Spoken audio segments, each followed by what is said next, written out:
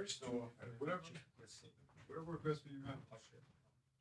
Yeah, whatever works for you. Never mind if you don't even know. Oh yes, yeah. Appreciate you. Right here, brother. Beautiful. Yes, sir. Yes, sir. It's gonna be fun. Oh man, I'm so proud of you, man. You did it as like a fan, and people kept coming to you. Shit, we've been watching you. You know, it's good. Appreciate it. It's a blessing. All right. Here we go. Yes. So Wolf, we're gonna do the pictures one after. However you want to do it. Okay. We Yeah. can do it now. Okay, cool. There you go. Like that. Like that. You see, look at that. It would be behind the table in front of the pictures. You can get behind the table. Since he already behind the table, you can behind the table. Wait, turn around on this Do the side. picture now and then later too. Yeah. It didn't work out. Yeah. Nah, we're just gonna do a stand-up picture. Oh, okay. Just let everybody know Luis is here. Get my fans out. Here we go, guys. 1, 2, 3. 1, 2, 3.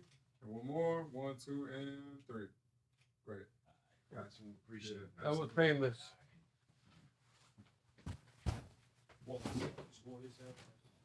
Yeah, absolutely. I He's got got, I got some more. he's got one right here. Okay.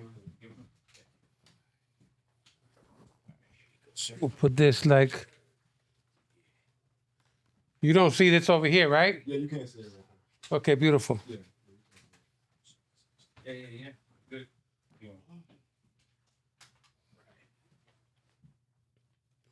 So we are in relax mode. Yeah.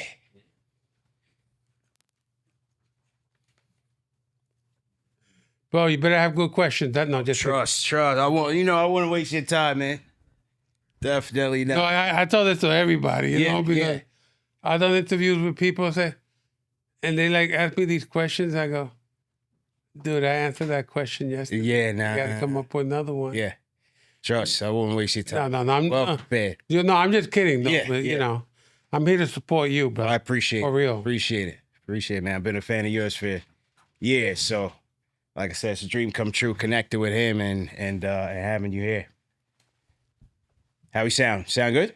22, 23. Check 1, check 2. Check 1, check 2. Okay. Check 1, check 2. All right, 5, 4, 3, 2.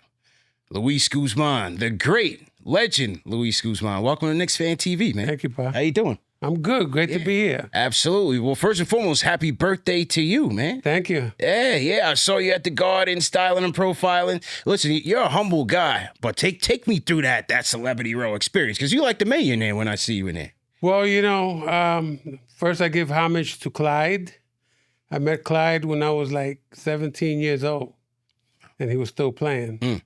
And there was a movie called Aaron Loves Angela, and I got hired as a PA, and I had to give him his cue, as you know. So every time I go, Clyde the first person that I greet, you know. And you know, Celebrity Row is cool because it's interesting. I know most of the people that are there. I never, in my wildest imagination, thought that that's the vibe I would be hanging with.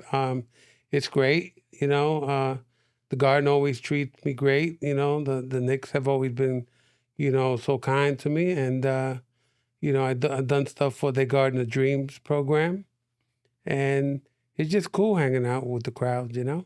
And one thing about Clyde that I love is, obviously, I missed his playing days, but for him to be able to establish his legend as a player and as a broadcaster with the one team. Yeah, he played for the Cavs, he got traded for the Cavs, but we know him as a Knick, a New York Oh, Knick. yeah. It's incredible. You know what? I'm going to say right here, right now. They should have Clyde night that everybody got to show up in threads. Yeah, right. You know? Yeah. Because every time I go, I'm just looking what that man is wearing. And he's the epitome of style, you know? I love him for that. They'll always fly. The squad got a victory on your birthday. They did. What'd you think about that win? Oh, that was great. Yeah. You know, it was great to see more of the younger guys also coming off the bench and getting some real minutes. I think it's important, especially in this league, man, because some of these teams are like 10, 11, 12 deep, you know, and last year we would be playing like 7 guys for a whole game. And it was wonderful, again, just to see more of the chemistry going on. And mind you, Hart didn't play and Robinson didn't play. Yeah. You know, so, and Cleveland's a great great squad, team. you know. Mhm. I mean, they got Donovan on that team, Right. you know. So when he lights up, he lights up. But, you know, we showed up, we played, we have, as Clyde said, cohesiveness. Mhm. And it was fun to be there and fun to see. Yeah, I was there as well, and that was the first thing that shot out to me was that within the first 13 minutes, 11 different guys had played. And Yeah. we had been so used to Tibbs's way of doing things for the last 5 years that this was kind of like a breath of fresh air. It was kind of different. Well, you know, I think that showing some of these younger guys some confidence will really up their game. And again, you know, just that at one point during the game, it's like 4 guys came in at the same time. Right. They were the starters. I think that was like somewhere in the fourth quarter. Right. And so it was good that those guys got a rest and they came in, they were fresh, and we pulled it out. What's it like watching the captain operate from you right there in front row? You've seen him a couple times in person. What's it like watching Jalen Brunson operate out there? Well, Jalen is amazing. I mean, you know, the dribbling that he does, you know, those moves that he does, and he just got a way that he weasels himself right to the basket. You know, it's kind of poetic, Yeah, really. yeah. You know, it's how he doesn't have a shot, and then all of a sudden, whoa! Did you see that? So, but also he's a leader, you know, Mhm. and again, it all blends well together. He's great. He got a great shot from anywhere, really, anywhere in the court, you know. Towns is great too, you know. He plays with a real enthusiasm. You know, I say he's crazy sometimes, but he's crazy good, right? Right. And man, OG, you know, I expect big things from him this year. I think he's a great. I mean, listen, we got a squad. Yeah. We got a squad this year. You know, the new additions, I think they're great. And I think we're going to give a lot of people trouble. 2 games shy of the finals last year, so the anxiety, the expectations is through. Oh, yeah. Is back. Well, you know, like what happened last year, like I said, you know, we were playing 11 against 7, you know, and we just got pretty much burnt out, you know, and so that was a lesson. I was sorry to see Tibbs go because he pretty much laid down the foundation with all these guys, but I kind of understood it. And, you know, the new coach, Mr. Brown, is, you know, he has a really good track record. I mean, he was under Pops in San Antonio. Right. You know, and Pops is a hell of a coach. You know, he's won championships, his pedigree, you know, and Coach Brown just came out of that. So, and he's been around and he's been a proven winner too. Yeah. For sure. Did you remember anything from those championship days? But growing up in the LES, did you remember anything from that? Well, man, I remember when we won our first championship, man. I remember watching that on the staticky TV, and I'll never forget, man, Willis Reed coming through that tunnel to play that last game. And, man, he made that first shot of the game, and it was pure, beautiful energy, you know. And like I said, Bradley, the Busher, you know, Reardon, you know, Barnett, Hartown Wingo, you know, all those. We had a team, and man, we took on the Lakers, man. We took on Jerry West and Elgin Baylor and Chamberlain. Wilt. You know, and so I was like, man, back then I think I was 13, 12 years old. And I remember watching that game, you know. I remember watching that game, and it was like, man, we needed that. Because that was the same year, of course, the amazing Mets won the World Series. Absolutely. You know what I mean? Yeah. And that was it the same year that the Jets won too? It was 69?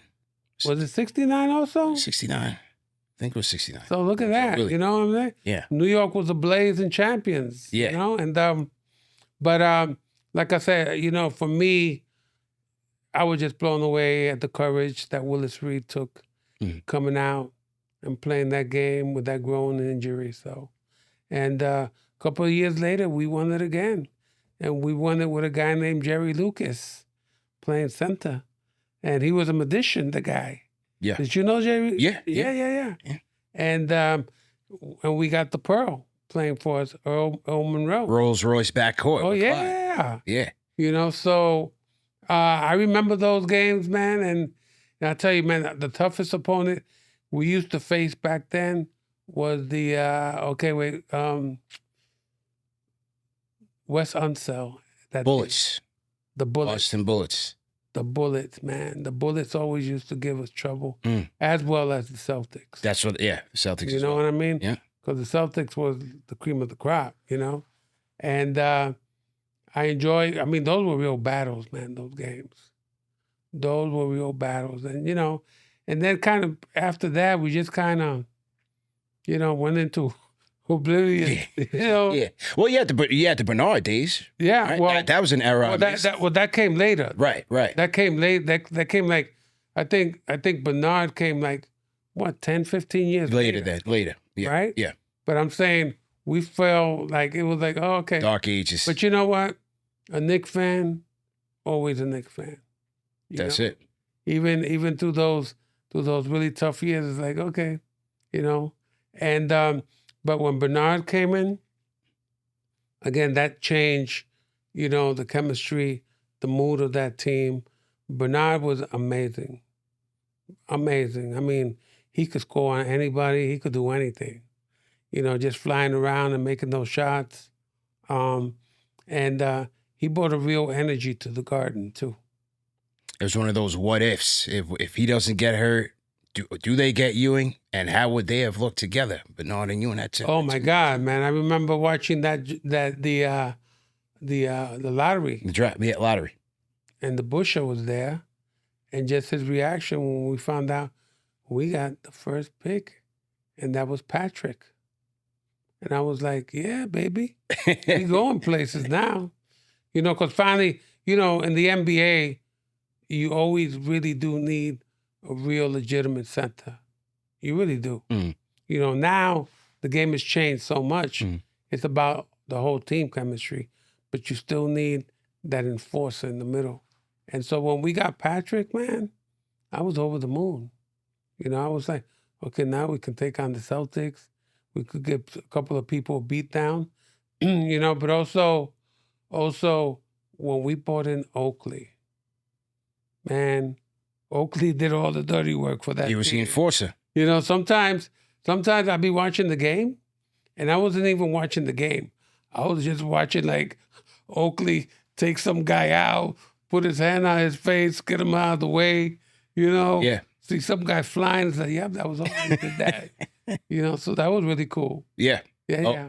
Oak was definitely the enforcer. Those 90s teams, you know, that was my team. Like I told you, my family's from Jamaica, so Patrick Ewing, that was like, Oh, yeah. you know, when everybody has the white Jesus in the house, we had Patrick Ewing, you know, that That's picture right. there. So it was one of those staples in your household. And Yeah, and, we had Allen Houston was Yeah. on that team also.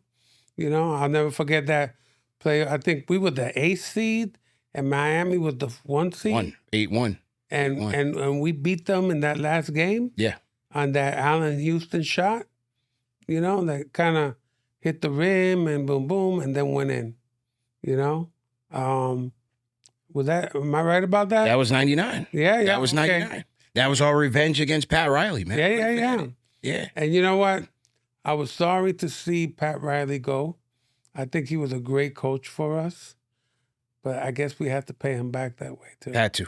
Absolutely had to with Jeff Van Gundy. Yeah. Van Gundy was my favorite Well, coach. Jeff was great, by Yeah, the way. yeah. You know, but also, let me go back a little bit, because, like, you know, Ray Williams and Michael Ray Richardson, those two cats, Legendary. legendary. You know, it was great seeing them play.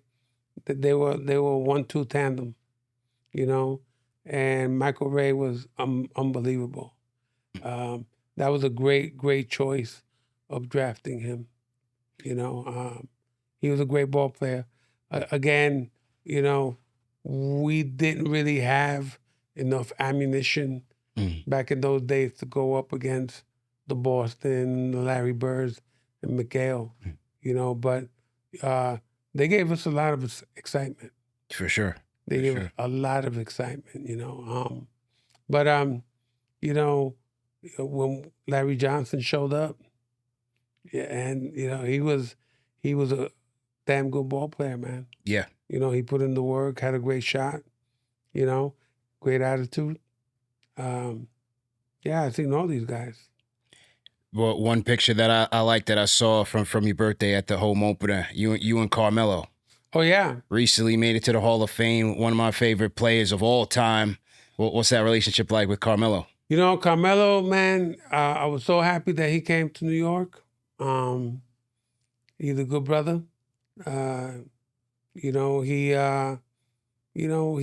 looks out for his community, his people.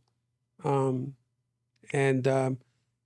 put up a basketball court in Puerto Rico, in La Perla, which I think was great of him to do. Never forgot where he came from.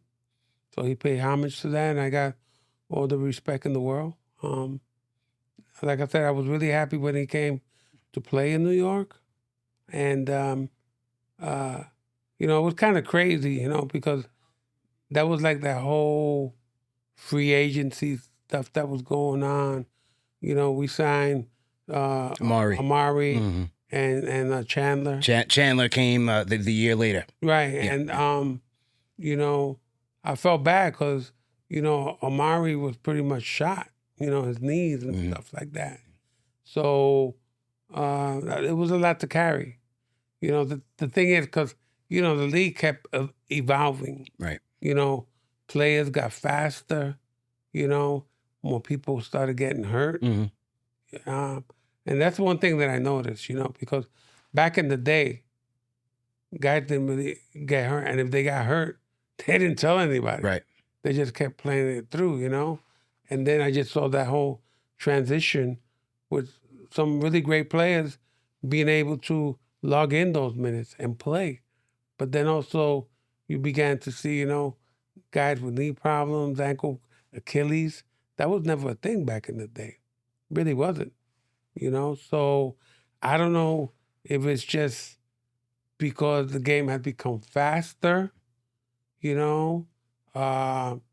don't know if it's the sneakers, just so many different things. But one guy, and he wasn't even on the Knicks, man, but like I gotta tell you though, when Vince Carter hit this league and he used to play at the Garden, he used to light us up, man. Lights out. Oh, and it's like, but more than anything, man, just watching this guy, like, he never stepped foot on the court. He was always flying around.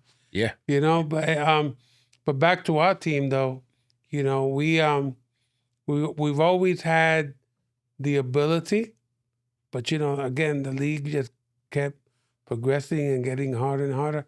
But I will tell you this. I remember, because I was in Los Angeles, Game 7 against Houston. And they decided to break away to that Bronco. And I'm like, dude, you're killing me. You're killing me, But that was L.A. Yeah. I don't know if they did that in New York. Yeah, I remember as a kid, because we only had 1 through 11. So when they changed it off of Channel 4, I'm flipping all up and down like, "Where's the game? Where's the game?"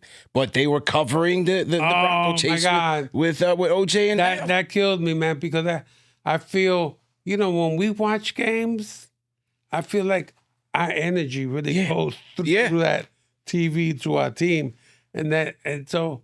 They killed our energy. Killed the whole momentum. You know what I mean? I felt that. And next thing I know, they come back on, and it's like 2 minutes left in the game. It's like, come on, man. But we had a great squad, man. But like I said, the league just keeps evolving. They had Drexler, they had Landry. They had a great team, Houston. Vernon Maxwell. Yeah. Kenny Smith. Yeah. Kenny was annoying, man. I didn't Otis Thorpe. Yeah. And Tom Janovich. They had a good good squad. But we almost got there. We almost got there to Game 7, and we almost got there the last 2 years, really. You know, last year again, I just felt that we burnt out, and the year before that, we just had too many injuries. Yeah. You know, so but we still push these guys, to the limit. When we talk about characters and villains, Jordan or Reggie, or Miami Heat, Tim Hardaway, Alonzo Mourning, who did you hate the most? Oh man, I love Michael. I never had any hate. I hated what Reggie did in the last 30 seconds of that one game, and then when he did that choke sign, of the Reggie, why did you have to do that? I would have been okay if you would have, but man, don't do that, Reggie. And then you got to hear him calling the games now. Yeah. But, he's a good guy. I mean, it's all part of the game, man. Yeah. And when you win games like that, you can do that, But I hated him for a while. Yeah. It seems like today's players, they don't really have that character, that charisma that the players of the past had. I don't know if it's their media training, they're a bit more buttoned up, but you don't really have that personality like you did those players of 70s. Oh, yeah. I mean, oh, my God. You had Michael back in the day, You had Reggie back. You had Magic. You had Isaiah. You had Dennis Rodman. You had Bill Laimbeer, he was a bully. Bad Boy Pistons. Huh? Bad Boy Pistons. Bad Boy Pistons, Yeah. But, it also showed the physicality of the game, And if you're going to play, are you ready to bang? And so that's what they did, And that's why I was really happy when we got Oakley, because we needed that, like you said, enforcer, that guy to go in there, bang, and not back down. That's true. But, villains, nah, I guess for me it was Reggie. But I love Reggie now. He's a good guy. Yeah. And now he's on the Amazon coverage with he's on the NBC coverage rather. Yeah. With Jamal Crawford, former. Yeah. So they're leading that up. The NBA and NBC came back. I like all the nostalgia that they brought back. They just debuted on Peacock this week, so I thought they had a pretty solid debut. Oh, that was a great game. Yeah. I mean, a great team of announcers, But like I said, man, the game has really come a long way. We've always had a good team, but it just never really took us over the hump like the Willis Reed teams and the Clyde teams that won, those championships. Yeah. You know what I mean? It wasn't easy for them because, like I said, we always had to get past the Bulls. We had to get past the Celtics back in those days. But now it's like the game is so fast, man. And everybody could shoot the lights out of that ball. I forgot what game it was a couple years ago, and we went in the whole game, and all of a sudden it's a tight game, and it's like it came down to the last second, and this guy from the other team, I forgot who it was, man, but we were sitting there, guy makes a 3-point shot, we lose the game. Was it the Maxey game? Was it the Philly playoff game? Was it the Was it that one? Playoff game? It was a regular season. The regular season game, okay. But it blew me away how good these guys shoot nowadays. They really do. Yeah. Sometimes I'll be watching the warm-ups and I go, oh man, they got 15 balls in a row from every direction. A run can disappear that quickly. Oh yeah, no kidding. I mean, that's what happened to us the other night. We were up by 17, 15 points, and then, we're like down by 1 point, and then we go back up, and then with, 7-point lead and stuff like that. That's how much the game, like you said, the game could change immediately because these guys can shoot. I mean, well, Donovan got hot. Yeah, that's what he does. Yeah. And it's just that quickly the game could change. Did you play growing up in the LES? Did you hoop? Play, bro. Yeah. Yeah. What was your game like? Who would you be? What's your NBA comp for Luis Guzman? Oh man, I would say I was the Oakley guy. So you like the enforcer out there? Oh yeah. No harm. You're not calling fouls Well, I mean, out there. You're not calling I mean, you know, most of the time I had to. There was this brother. His name was Willie. Willie was like 6'2", 6'3", and I had to check him. And the only way to check Willie was trying to give him Charlie horses. You know, Bring him down the sides. hitting him in the back. You know, stuff like that because, like, he towered over me. Yeah. You know, but the thing is that I was fast. Mm. You know what I mean? I was fast, and I learned how to use the bat. I used to put this English on the ball.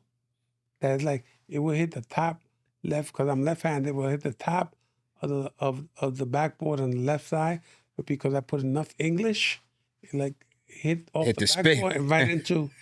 You know? Yeah. And people goes, "How you do that?" I say, "I don't know. I wasn't gonna tell them I Yeah. quit." This is that NYC energy, You man. know? It's a But street ball legend. I gotta tell you though, we used to play in Sheriff Park on the right across the street from the Williamsburg Bridge, and there was this brother named Greg White. Okay, Greg was like maybe 5'4", Wow. but he was a Skywalker. Okay, this brother that was 5'4" could dunk the ball. So one time we're playing a full court game against the guy from the other projects, and the guy shoots an outside shot, and out of nowhere, Greg goes flying and swats the ball, and we were like, "Oh my God, oh man!" It was it was great. And I used to go because I have family that lived in the Polo Grounds, so I would go up there and I would catch some of those Rutgers games. You know, Classic days. classic. I mean, I didn't know who was playing because I was like 10, 11 years old. Yeah. But we would go down there, meet my cousin Kenny, and we watched some of those games, man. And that was insane. That was insane back then. I love hearing those tales about those players. You know, they didn't make it all the way to the league, but within the neighborhood, within the city, they were legendary. Oh yeah, figures. bro. You know, and they were really appreciated too. You know, but also there was this kid. We used to play on Forsyth Street, but the basket was like 8 feet.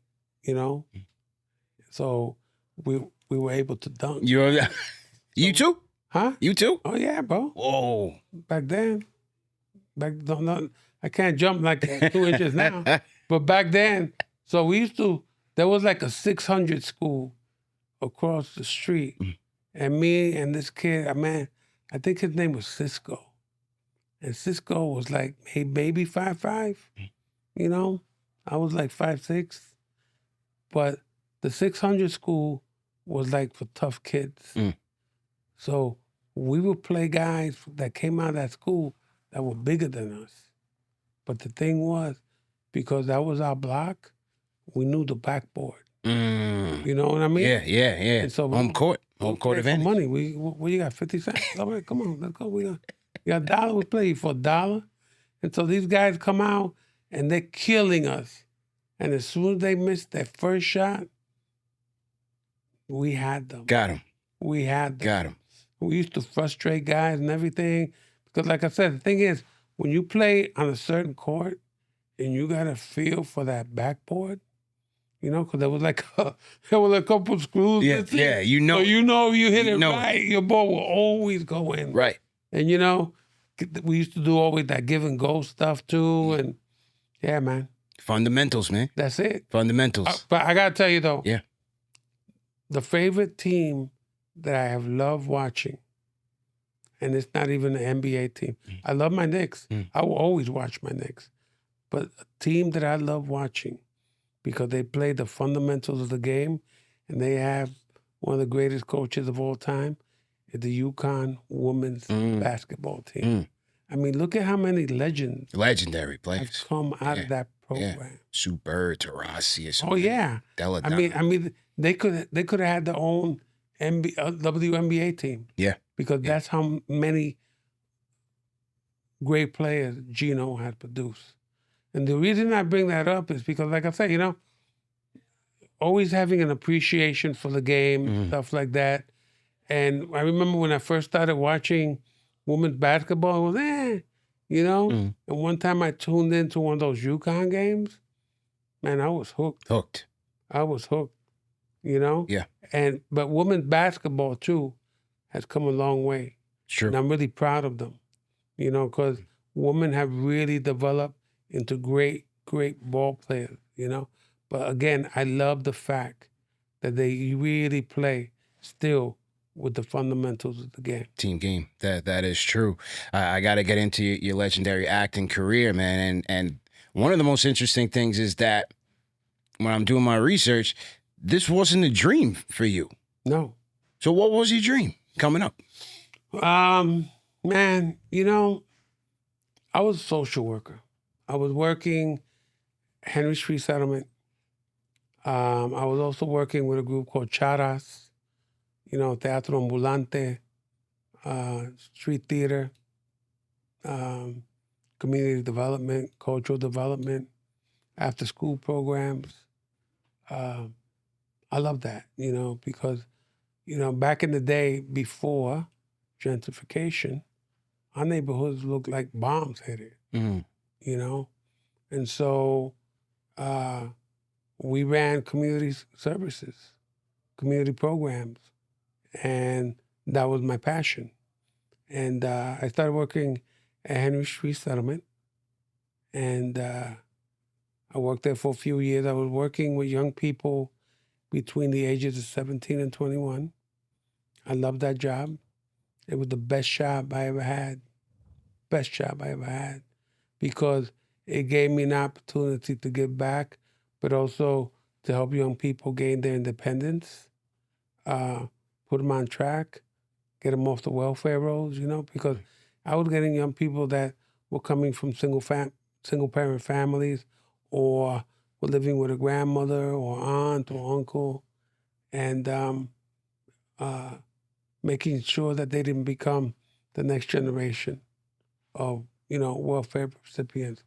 And so my philosophy was always help yourself, you know, do stuff so you can help yourself and have a real life for yourself and get skills and out there in the world. And back then, my biggest competition was crack dealers. Because crack dealers would give kids in the neighborhood $50 to stand on the corner to let them know if the cops were coming down the block. And back in those days, the minimum wage was $3.35 an hour, you know? But it was my job to prepare these young people for the world of work, how to get a job, how to maintain themselves on the job. And I was very successful at that, you know, promoting that philosophy, you know, giving them some structure. You know, my job was, I'll take you up to that door, but I just gave you the tools to walk into that room, get a job, and maintain that job. So I took a lot of pride in that, you know. So one year, a couple of kids didn't show up to my program. I went out into the street looking for them, something I never did. And I ran into a friend of mine, Miguel Piñero, who was a poet, playwright, one of the original New Yorker poets, legendary. And so Mikey and I get into talking. He said, "Yo, I'm ready for a TV show. They're coming to New York and they're going to be looking for people. So take down this number, see if you could get a part." I auditioned for a casting director one week, producer director the following week. Third week, I get a phone call from a guy named Richard. Say, "Hey, I represent your friend Miguel, and I'd like to represent you." And I go, "For what?" Say, "You just landed a co-starring role on the season premiere of Miami Vice." And I go, "Oh, really? Okay, cool." I had no clue what Miami Vice was, bro. But I mean, they paid me like for 3 weeks. Back in those days, I made $6,000. And that was like a lot of money back in 1985. And all I wanted to get out of that, brother, was enough money to buy me a used car so I can drive to the Orchard Beach on the weekend and not have to take the train and then the bus to get to the beach. I got the car. Used car. Malibu station wagon. What color? Brown. And my best friend Eddie totaled it the next day. The next day. But I think I did good because here I am. Yeah, right. You know, but that was my introduction, and I had no clue what I was doing. My very first take, I stepped in Don Johnson's light. He walked. How do you feel? He was tight. He was pissed. I had no clue. He was pissed off. He goes back to his trailer. There's like 300 screaming women, like standing there, like, you know. And I'm like, okay. It's like I went from the street to the major leagues. I never even did the minor leagues, you know? And so that was my first experience. But back then, because I didn't understand the entertainment industry, I went back to work because that's what I knew. Again, that was my passion. And so this agent was always sending me out, and I was getting all these parts, bit parts, you know? But they were like killers and gypsy cab drivers and all this stuff. And one day, I finally got a part that had a name. So I just kept going, and I ended up doing this movie called Crocodile Dundee 2. Ended up in Australia. I said, what? Where am I? Man. So we go to Australia, and we're in the outback, bro. And in the outback, you got crocodile, you got snakes, you got So the first night that we're there, a park ranger comes, and we're like, they built a town because we were the animal inside the cage. You understand? Visiting those animals out. Yeah. So the guy goes, okay, here. And so if you get chased by a crocodile, don't run straight because the crocodile will get you. If the crocodile can catch a thoroughbred in the first 100 yards. That's crazy. So I'm like, I'm done. So the guy goes, you got to run zigzags, right? Yeah. Cool. Hopefully that'll never happen. And then the guy goes, oh, and about the snakes. Of the 20 most poisonous snakes in the world, 17 come from Australia. I go, oh, man. Okay, so he goes, so for you Americans, you won't even have time to make a phone call home, you know, because that serum will just take you out.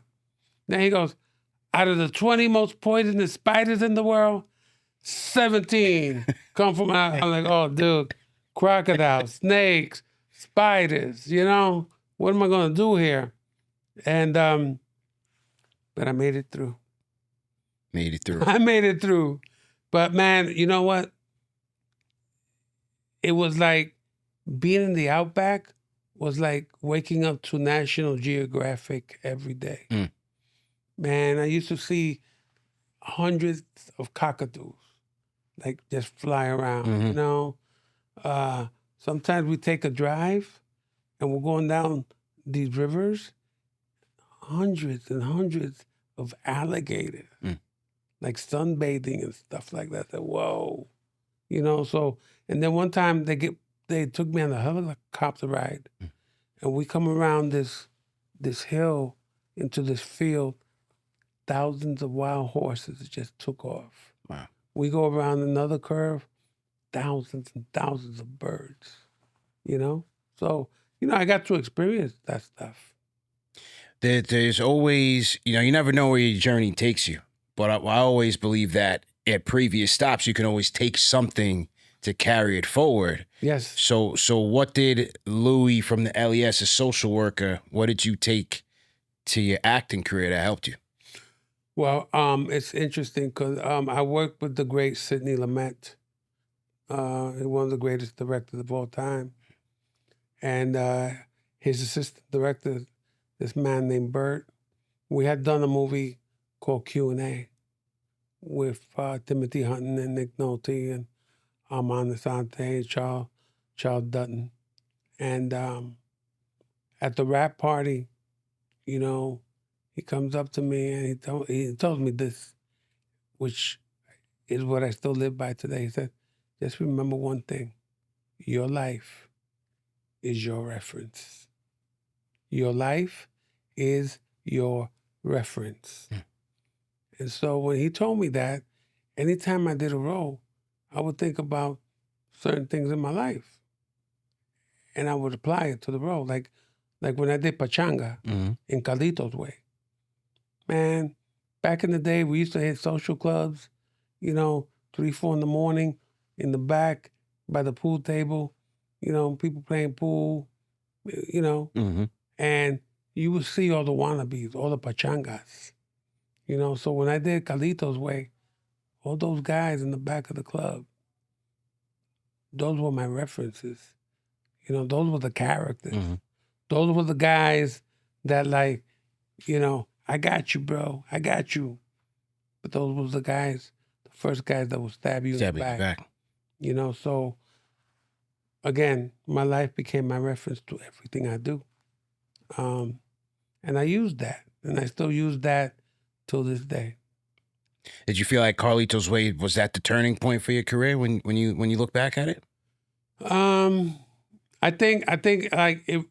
Well, I had done Crocodile Dundee too, so that put me on the map.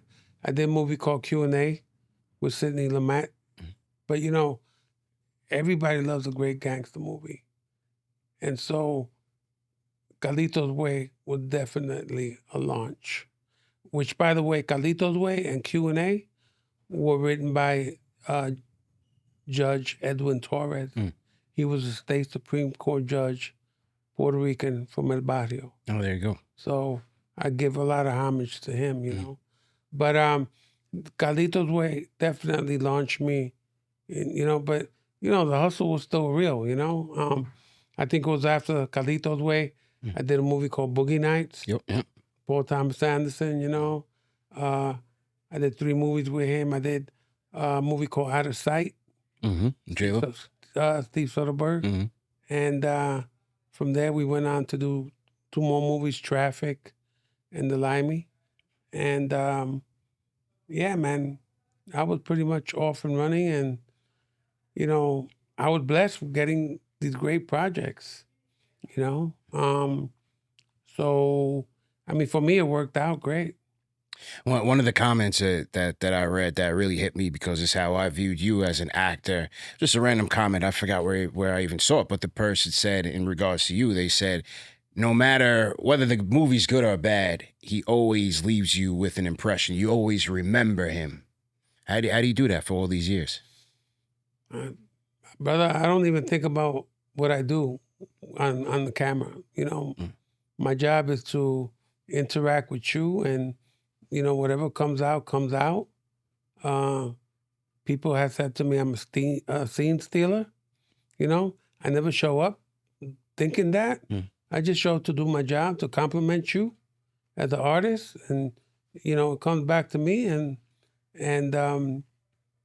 it's a blessing, man. It's part of the artistry of what I do. I never show up with an ego, man. I show up, like I said, I just want to do my job, make you look good. And the only job you have, make me look good back, baby.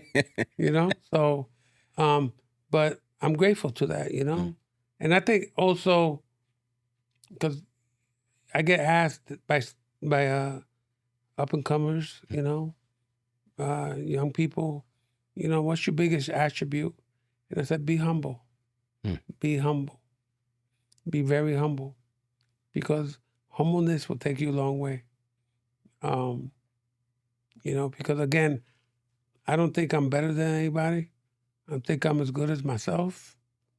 And I love what I do. I study what I do.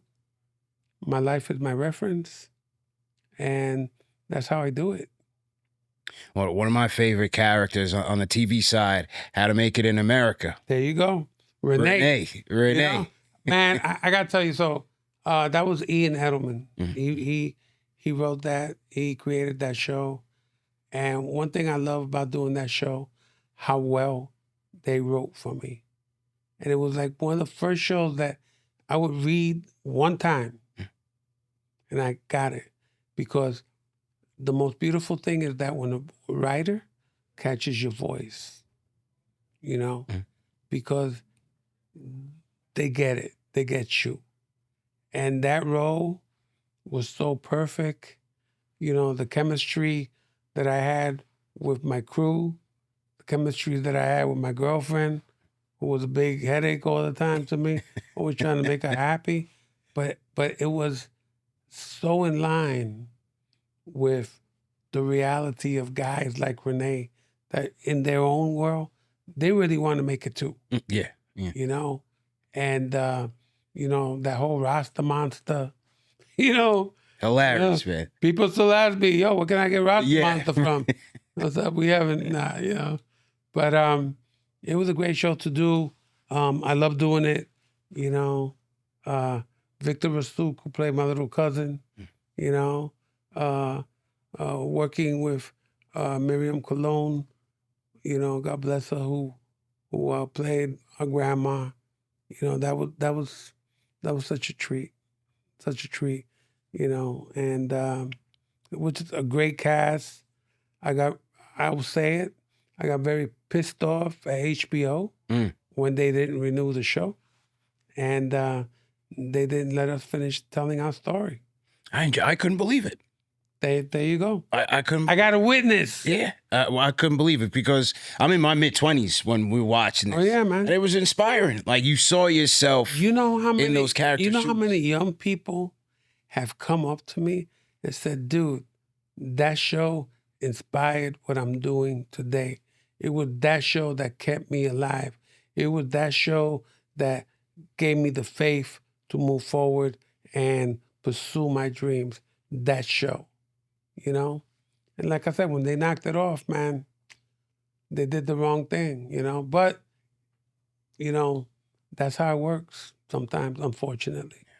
Well, was there a notable role that maybe recently or through your time that you turned down that you regret? No. No, because, see, my attitude, sometimes there was a role that I did want that I didn't get. But my attitude was always this: you didn't get that, there's something better coming. You know, because you're not always gonna hit every free throw. You're not always gonna get a hit. You know what I mean? Yeah. But you can always come back and make the winning shot, get the winning hit, stuff like that. You know, but it doesn't happen right then and there for a reason. That's why we're sitting here today. It's true. Very, very You know? true. Absolutely. There's another show that I love coming up as a kid and had a lot of cultural significance as well, just in terms of the people who came on and the music influence, the artistry. New York Undercover. Oh yeah. What was that? It was you only did one season there, right? No, I just did a few episodes. Few episodes. It was crazy because they kept killing me and they kept bringing me back. You know, but you know, it was great. It was great. You know, working with Malik and Michael, and Miss Velez. You know, and it was cool, man. It was a cool, crazy show. But I'll never forget, one time I did an episode, and that's when they introduced the Glock machine guns. And so they said, okay, you're going to do a scene, and we want you to fire this Glock machine gun. And there was like only a few at the time. And so the guy that was directing it, Peter, he had me do all these takes. My hands started to hurt. You know, from firing. Like 30 rounds in like half a second. The next day, my hand was in so much pain that I ended up with all these little micro fractures. You know, like splinters from my bones from firing that. Yeah. So this was real. What, just with dummy bullets or? No, with dummy bullets. Yeah, man. right. But still, you know, it had that kick to. I mean, you could have put live bullets in it, but you know, with dummy bullets. Yeah. But still, you know, it's like full loads that they were putting in for the scene. Is there a process for you to remove yourself from that role? Like when the job is over, is there a process for you to go back to Luis? All the time, bro. Once I take off my clothes and get in that van, and it's like, I'm not even thinking about what I did. Yeah. You know, I'm not kidding you. There were times that I would do something and you asked me what I did last Wednesday, I couldn't tell you. Because my process is moving forward, not going back. And I did do a movie called Q&A that I played the detective. And I was hanging out in the 3-4 precinct up in Washington Heights, and I was doing ride-alongs. And I remember one time my girl told me, listen, you know, because something went down and I like stepped into it and she pulled me back and said, oh, no, papi, you're not a cop, okay? Don't put yourself out there like that. And I remember another time we were leaving a salsa concert at Madison Square Garden and we coming down the stairs and right in the middle landing, these two guys are in a knife fight. And I'm with my girl and all these people coming down, so there's nowhere to go. So I stepped in between these two guys, and there were these two guys, muscle guys, and I said, yo, you guys want to help me? And they were like holding on to their chicks, man. And so I had to convince these two guys on the knife fight.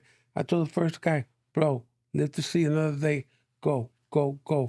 So I hold the other dude, said, bro, you too, man. Live to see another day. So that guy took off. I waited. I told the guy, yo, my brother, chill out. He chilled out, put his knife away, and they went, you know? But that was like the closest that I came to, like, you know, but I had to do that, man, because I wasn't about to see two guys stick themselves and yeah. That's where Louis the social worker came out. Yeah, man. Had to diffuse the situation. That's right. There you go. Well, what's a good Denzel Washington story? You guys did Bone Collector. Oh my God, man, he was amazing. He was so amazing in that movie. So there was this scene, and he's doing his thing, and pretty much he's talking about how he's laid up in that bed, you know, and it's very emotional, and he's crying, and I'm watching this, and it's affecting me because it's like he's phenomenal, you know. He's real, and I had these feelings for this guy, and like 5 seconds, I said, my brain said, dude, you got a line coming up. Let's go. Let's go. So, you know, so snap out of it, you know? But he like put me in a trance with his incredible performance of seeing this man that can't do anything because of this accident, you know? And his performance in that was so true to life, man, that it really affected me. The same thing happened to me when we did Carlito's Way, and Viggo Mortensen, the guy in the wheelchair that comes up to the office, and Carlito finds a wire on him. So I'm outside, and I'm listening to Viggo, and Viggo is saying, you know, look at me, you know, I got a piss and shit in a bag, you know, good for nothing, you know, blah, blah, blah. And it's like, oh my God, I felt so bad for the guy. And all of a sudden I said, oh shit, I got a cue here. I got to come in and I see and say, oh, Khalid, you want me to take this motherfucker out right here? You know? But before that, like I said, you know, because like I said, you know, you work with these incredible artists, man, and you feel the emotion, you know? And it really does humanize you. And all of a sudden you got to step out of that being humanized to say, oh shit, okay, we're acting. Got to, you know, snap back into it, you know? I did this great show years ago called Cold Black, and I played the senior trauma nurse in the trauma center. And I remember we had a scene that it was a man who was a single parent with a teenage son, And his son came out and told him, "Hey, Pop, I'm gay." Mm. And so, you know, the kid ended up like shooting himself, you know? So they bring him in and he passed. So we have this scene that we got to go into the family room and tell this father, your son just passed. So I remember it was the first take. And so we do the scene, this other actor, wonderful man, he starts wailing. I start crying because I felt it. So at the end of the take, the director comes up to me and says, "Okay, we're gonna do it again, but don't cry." So I looked at the director, excuse my language, I said, "Fuck you. That was real. Mm. That was real. That was real emotion." But I didn't cry in the second take. But, so again, sometimes you find yourself in a situation that, man, reality is reality. Wow.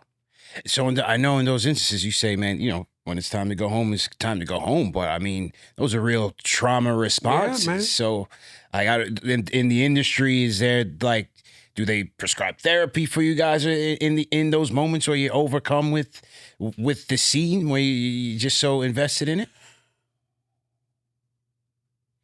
There's no therapy, man. The only therapy you do really is on your own, on a personal level. Mm-hmm.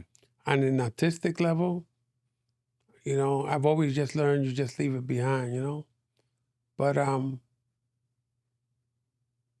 you get to see firsthand the human condition and what happens in life.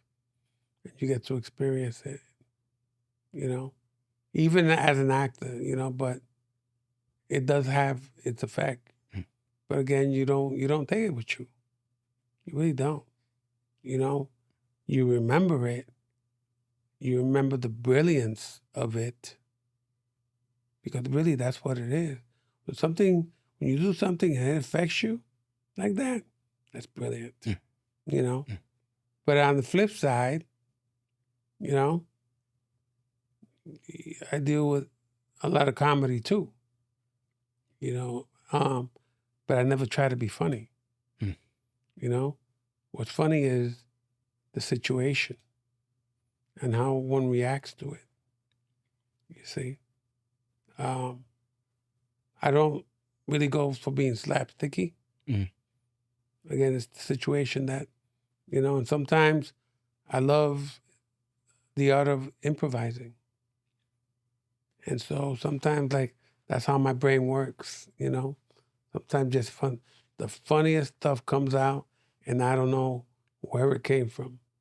And that's the beauty of that. When you're improv, do you find that as you've become more and more of a veteran in the industry that it's more acceptable? Like, were you improvising as a younger actor where the director's like, "Nah, we're gonna skip that," or no? I would always ask for permission. Mm. Can I do another take and try something? Because there is a protocol. But as you become a veteran, that just becomes part of you. And so it becomes more acceptable.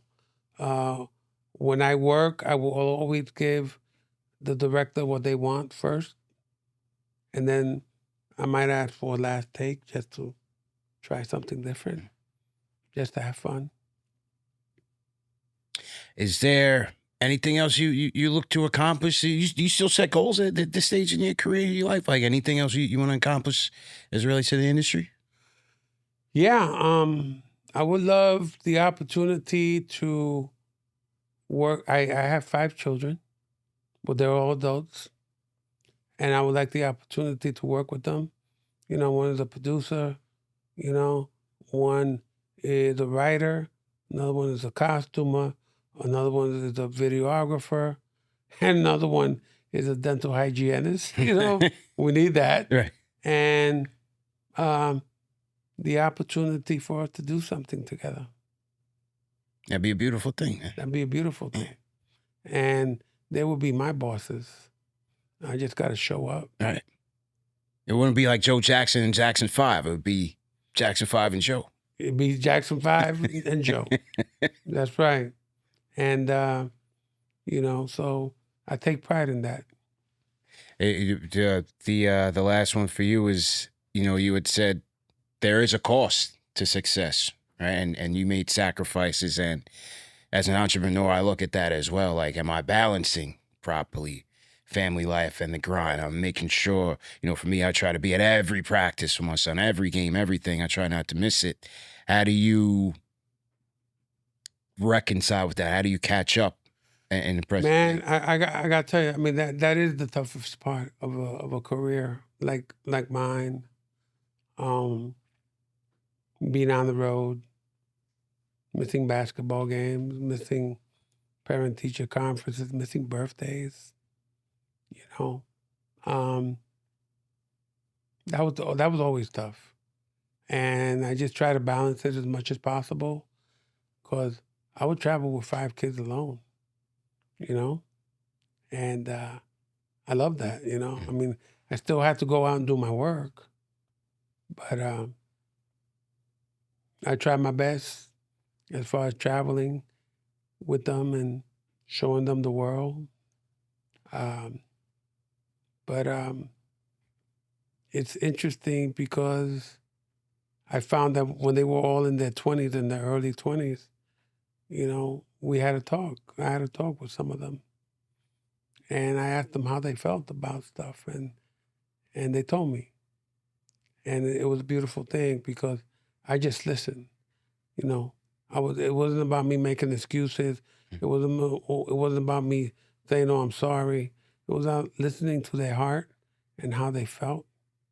And I said, you know what? I still got a lot of life in me, and we're going to make this all up together to each other. And that's what I did. That's what I've done. There you go. Well, must be working because Sammy took you to the Knicks game on your birthday, Yeah. and you making it around. So Yeah. you did a great job, man. Yeah, and I take a lot of pride in my kids because, they will come visit me on set, and all they will ask for, "Pop, what's the craft service table?" And they would meet, and my kids were never jaded by the business, and I'm really proud of all of them. They have made their way. They have found their way to doing what they do.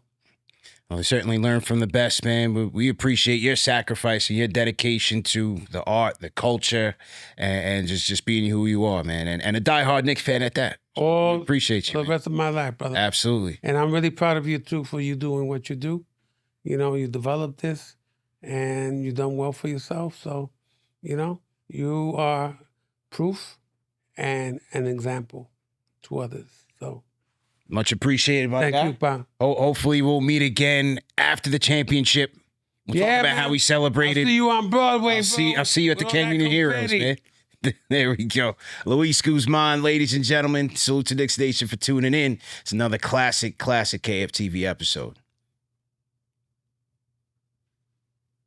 Yeah. All right. Thanks again, man. Thanks again. You happy? What's that? You happy? Oh, yeah, absolutely. Absolutely, man. Stoked. Yeah, thanks again. No, Definitely. Thank Wolf, you. did you have a 2:30? I was gonna cut on you. I didn't know if you had another booking, so that's why I made sure Oh yeah, it was on time. It was good to go. Okay. Okay. The next one in here is at 3. Okay. Yeah. Did we get the thumbnail shots already? Yeah. Oh, you got them already? Yeah. Oh, I didn't I know. got some photos. Okay. Of y'all. I mean, you want to do another one? No, that's cool. I trust you. Yeah, I got the ones of y'all together. I got Yeah. some of y'all talking. Okay, cool. Appreciate And it. then let me know when Yeah. and where it gets released. Sure. We'll spread it out. Yeah. Show love, man. We'll do, man. What's next on the stop? Next on the stop, he's got a meeting with McDonald's. Okay. And then I got meetings because I got a production that I'm shooting in December. Okay. So Okay. gotta get back to that. Yeah. We'll be over at Luis. Thanks again, man. Thank you, man. Thank you very much. I appreciate it, man. I'll see you at the game. Yes. Absolutely, man. You were at the game. I was at that one. Nice. Yeah, we're heading down to Miami in the morning, so we at Knicks Heat on Sunday. Oh, great. Yeah, so what I do is a couple games a year we'll travel, bring all the bands that are in the area, bring them all together. Oh, So I love that. we got like a little pregame happy hour. Yeah. That's awesome, man. Yeah. I love that. Thank Well, you. we'll be in touch. Yes, Yeah? yes, yes. Let me know if Safe there's anything I travels, can ever man. do. Safe travels. All Thanks right. again. When you live back. Yeah, I got it. Yeah. Okay, Luis. All right, brother. Weekend. Thanks Thank you again. so much. Thank That was really super cool. Thank you very much. Thank you, brother. Always a Good pleasure. seeing you. I'll see you soon. Always a pleasure. What you think?